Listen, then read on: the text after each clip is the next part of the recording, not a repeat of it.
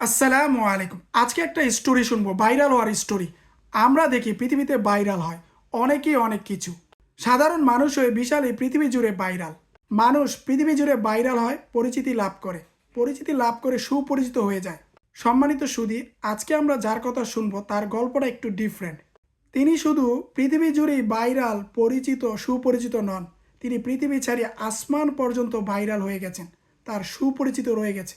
এমন একজন সুপরিচিত মানুষ তিনি, এমন একজন ভাইরাল মানুষ তিনি, শুধু দুনিয়াবাসী তাকে চিনেন না, আসমানের সমস্ত ফেরেশতারা তাকে চিনেন।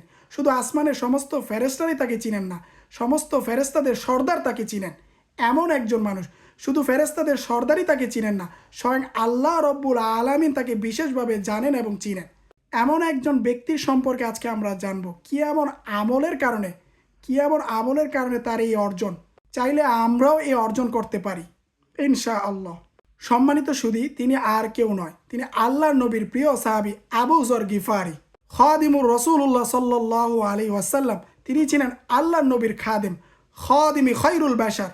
আবু যর গিফারি আল্লাহর নবীর খাদেম ছিলেন। তিনি ছিলেন দুনিয়া থেকে আখিরাতমুখী ইবাদত গুজার একজন সাহাবী। চলুন আমরা শুনি কি আমলের কারণে তার এই মর্যাদা, তার এই সুপরিচিতি। একদিন আল্লাহর নবী বসা, এমন সময় জিবরাইল আলাইহিস সালাম আসলেন। তাদের সামনে দিয়ে সাহাবী আবু যর গিফারি যাচ্ছিলেন চাদর মুড়ি দিয়ে। জিবরাইল আলাইহিস সালাম আল্লাহর নবীকে বললেন, ওই যে আপনার সাহাবী আবু যর গিফারি যায় চাদর মুড়ি দিয়ে, আমি ওনাকে চিনি। আল্লাহর নবী বলেন, আপনি কিভাবে চিনেন আমার আবু যর গিফারিকে? সম্মানিত সুধী, আপনারা শুনলে অবাক হবেন। জিবরাইল আলাইহিস সালাম বললেন রাসূলের কথার উত্তরে, শুধু আমি জিবরাইল তাকে চিনি না, আসমানের সমস্ত ফেরেশতারা চিনেন। শুধু আসমানের সমস্ত ফেরেশতারা তাকে চিনেন না, স্বয়ং আল্লাহ রব্বুল আলামিন তাকে বিশেষভাবে জানেন এবং চিনেন। আল্লাহর নবী জিজ্ঞাসা করেন, কি এমন আমলের কারণে, কি কারণে আমার সাহাবীকে সবাই চিনে? জিবরাইল আলাইহিস সালাম বলে, দুইটা কারণে, দুইটা আমলের কারণে তাকে সবাই চিনেন। সম্মানিত সুধী, চাইলে আজকে থেকে আমরাও এই আমলটা করতে পারি।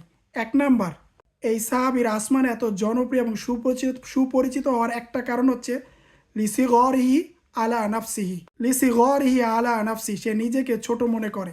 জান্নাতি হওয়ার পরেও তারা নিজেকে ছোট মনে করে, নিকৃষ্ট মনে করে, জাহান্নামী মনে করে, অথচ তারা জান্নাতি। এই একটা কারণে তার আসমানে এত সুপরিচিত, নিজেকে ছোট বাবা।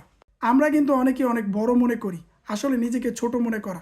দুনিয়াতে আসলে বড়ত্বের জায়গা নয়। বড়ত্ব করার মতো আমাদের এমন কিছু নেই। ফেরাউন ডুবে গেছে, যে নিজেকে ছোট মনে করে আল্লাহ তাকে বড় বানান। আমার রাসূল সে নিজেকে ছোট মনে করতেন। এত বড় একজন নবী, যিনি আল্লাহর হাবিব ছিলেন, অথচ আমি আপনি তো কিছুই না। সুপরিচিত লাভ করা দুই নাম্বার যে কারণটা, লিকাসরতি তিলাওয়াতি সূরাতুল ইখলাস। তিনি ইখলাস সূরা বেশি বেশি পড়তেন। কুল হুয়াল্লাহু আহাদ, আল্লাহুস সামাদ, লাম ইয়ালিদ ওয়া লাম ইউলাদ ওয়া লাম ইয়াকুল লাহু কুফুয়ান